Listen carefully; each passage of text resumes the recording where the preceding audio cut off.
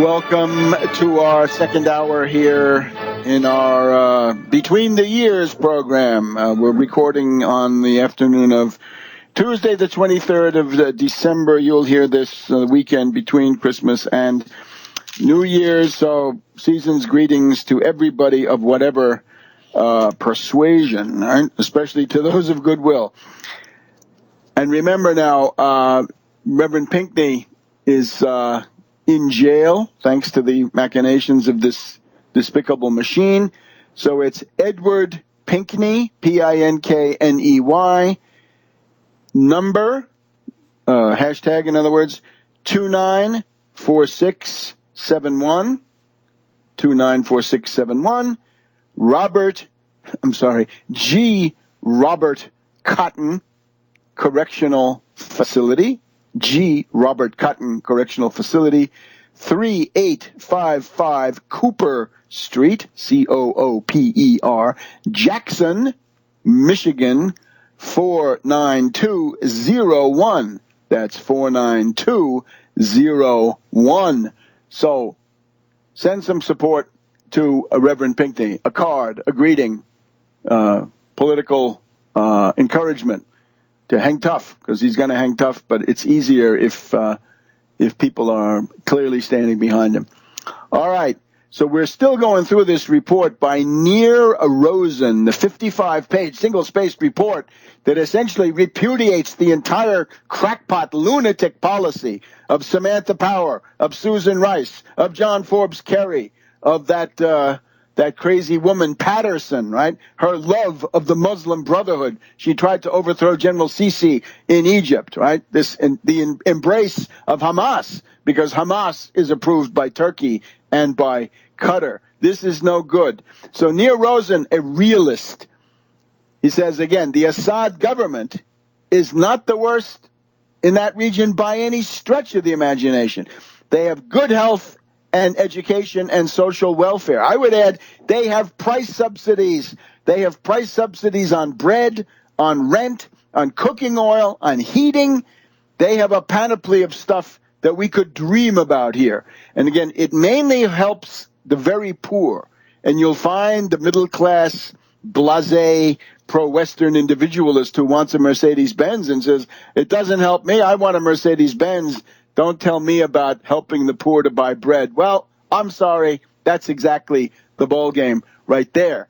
So, according to Near Rosen, the Assad government is progressive and secular, staunchly secular, with a decent, actually a good civil service and an awareness of the need for infrastructure. So now, Near Rosen continues. The rebels are fanatics. They have become hopelessly radicalized. They have been turned into terrorists. That's what they were from the beginning, but that's okay. We'll take it. Assad is staunchly secular.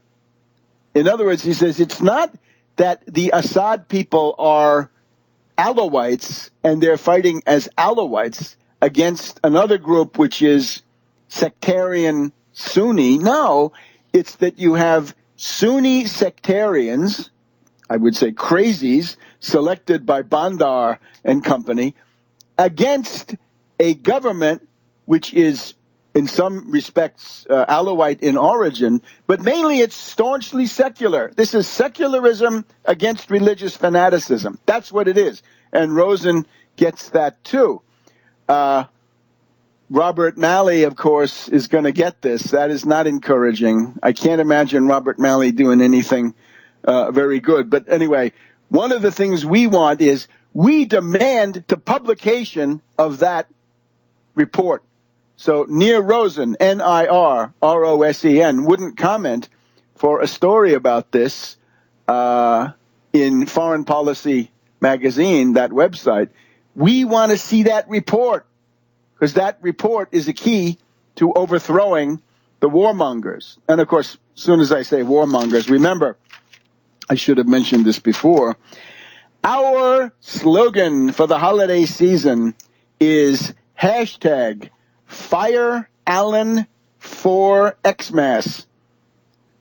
Hashtag FIRE ALLEN. The Arabic number 4, XMAS. Hashtag Fire Allen for Xmas. Fire Allen for Christmas. That's got to go out. I urge people, don't get diverted into struggles about torture from 10 years ago, right? Dick Cheney is an odious ogre. Fine. There are left liberals that will attack him, but there are no left liberals that are going to try to stop the next war, the coming war, the war that's hanging over our head. For that, you need hashtag Fire Allen for Xmas. And that goes right to this clique that's pushing Obama. They are worse than Obama, and they push Obama in directions that are worse than the ones that he might spontaneously choose. We're not for Obama, but have a brain. When there are people who are much bigger warmongers compared to Obama, attack the bigger warmongers. That's a good rule of thumb. If you're not attacking the biggest warmonger you can see, then indeed you are spinning your wheels when it comes to this kind of stuff.